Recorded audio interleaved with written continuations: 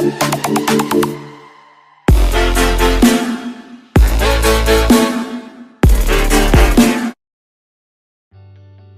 the last video, we learned a little bit about the 9 expressed powers of Congress, and today we're going to talk about some of the other powers of Congress.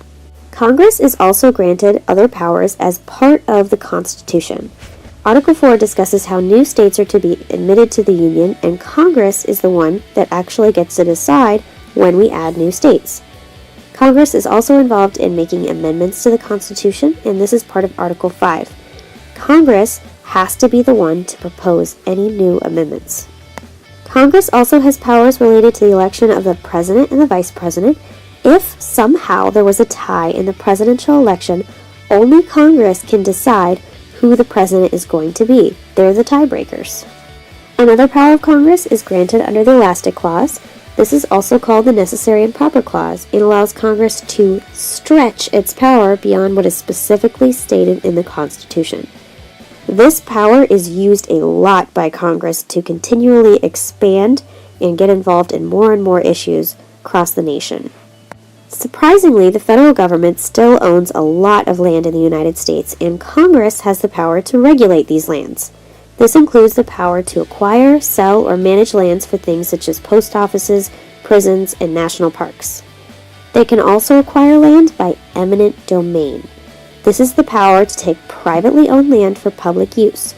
So, for example, if the government needed to widen a road or expand a highway, they can technically take the first 6 feet of your yard as long as they pay you money for it. Another power of Congress is its oversight power. Committees consisting of members of both houses of Congress are assigned this task, and they are responsible for watching over the actions of the executive branch of government and making sure these actions are appropriate. This is part of checks and balances. So, for example, if the president exercises his power to appoint a new judge to the Supreme Court, Congress has the oversight power, and they get to approve that appointment. Congress has other powers, such as making decisions regarding how immigrants can become American citizens and creating federal laws. Congress also has the power of impeachment. This is the process through which charges are brought against a federal official, and he or she may be removed from office if found guilty. Previously, 2 presidents have nearly been removed from office through impeachment. This includes President Richard Nixon and, more recently, President Bill Clinton.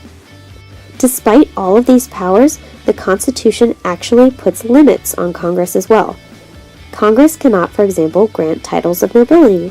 They are also limited by the 10th Amendment, which states that all powers not specifically given to the federal government by the Constitution are reserved for the states. There you have it. Despite all of these many powers given to Congress by the Constitution, even they have limits.